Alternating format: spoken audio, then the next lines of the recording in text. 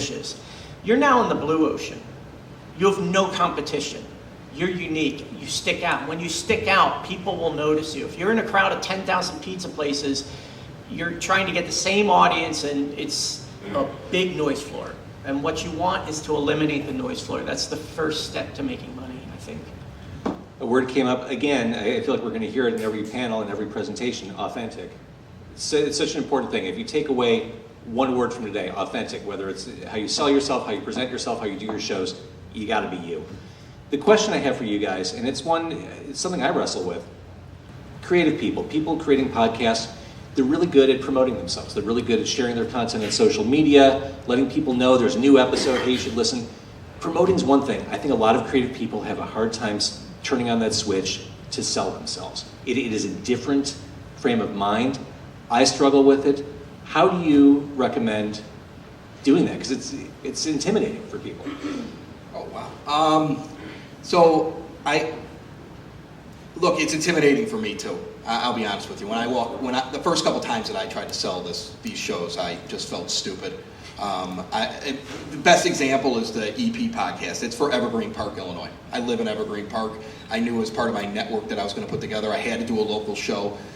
There is nothing like having your two teenagers come home and like groan because you're the idiot in the neighborhood that started a podcast. I thought I was the idiot. Okay? I mean, like, no, I am. I mean, like, you know, all the dads in the school, they're looking at you from across the room while you're at like an event. Like, I went to all the local events. Like, I put myself out there. Part of selling is I had to become part of the neighborhood. So every time there's an event in Evergreen Park, whether it be a car show or a barbecue bash or something like that, there is an EP podcast table with koozies being handed out, and I had these little cards with the QR codes and how you sign up. And I created an audience too, because if I was just going for people that knew how to listen to podcasts in Evergreen Park, that's a pretty small pool. Still, there's not. I mean, podcasting isn't completely mainstream. There's tons of people who don't know how to do it. I taught people how to listen to a podcast. I signed them up for it. And then I was out there and the business owners start to notice me. And in reality, before I thought I was ready to sell, I had a couple of places say, hey, how do I run an ad on this show?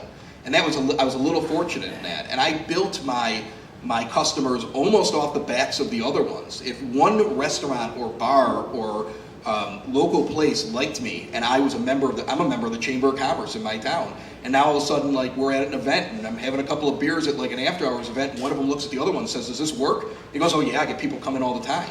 And I know my numbers. I know that I mean, for that one, it's a small show. So there's 7,000 households in Evergreen Park. That's it. So all I have to do is pull about 3,500, 4,000 of them a month.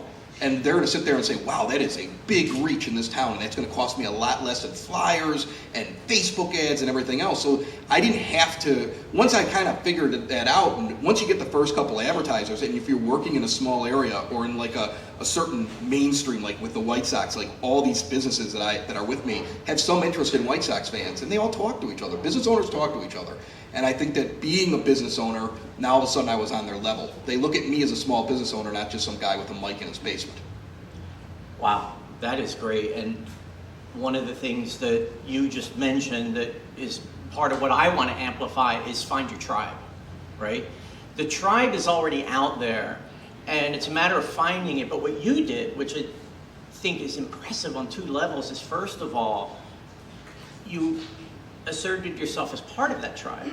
I'm in Evergreen Park, you are too. And then also from a media standpoint, I look at this as there is a great vacuum. And part of the riddle with podcasting is where's the vacuum, right? Where's the blue ocean? Well, there used to be these things once upon a time called local newspapers. And when I was at the Tribune, we saw those disappear. And yet, where was the place, for example, that a mom could say, my son just graduated high school, can you run his photo?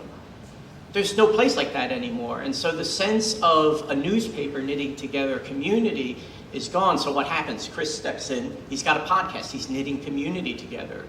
And that is very much what I try to do with my podcast, is to say to the bankers out there who are a little different and are more interested in hearing about innovation and great ideas than, you know, how to increase the bottom line. Hey, I'm out there. Come listen to me. And you know what?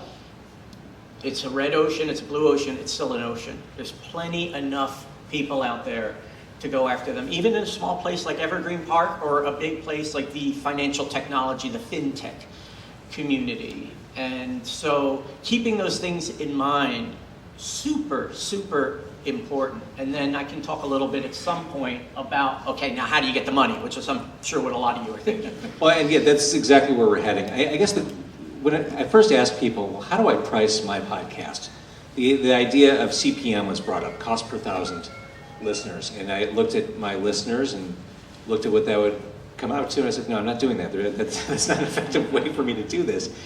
So that leads to the question, how do you price a podcast? Because CPM is not a reasonable model for a grassroots DIY podcast. And that's exactly it. I think that the way to answer that question, and it's a fantastic question, is with another question. What is my value prop?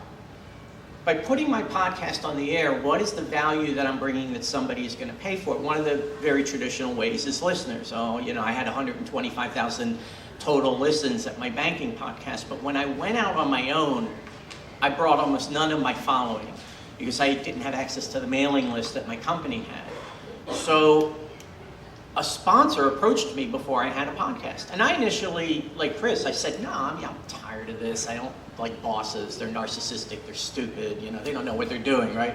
At least if I'm narcissistic and stupid, I can look in the mirror and talk about how great I am. But it's this idea that the sponsor approached me, and I initially said no.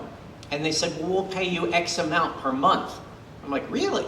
Okay, let me think about it. And what they asked for in exchange for that, the value proposition, and they suggested this, I did not, was put 2 guests that we give you on a month. They will be clients of our PR agency. But somebody else mentioned this earlier, and it's a fantastic point, is I don't have them on there. They can't shill their products. They just talk about things in the industry that matter, and so illuminate an entire audience. Well, guess what? Success, nothing succeeds like success. Another sponsor came and said, hey, we heard what you're doing with that podcast. So mine is sort of a sponsorship model, and to be more specific, it's bespoke, right? That's a fancy British word for like if you make a suit, you tailor it. So no 2 sponsorship deals are the same. The William Mills Company has deep pockets. My second sponsor was a solopreneur who had a company for hiring bank executives. I negotiated an entirely different deal with him based on what he could afford. And then, the final part of that, which allowed me to jump from 2 sponsors to 4, and then a 5th podcast that I make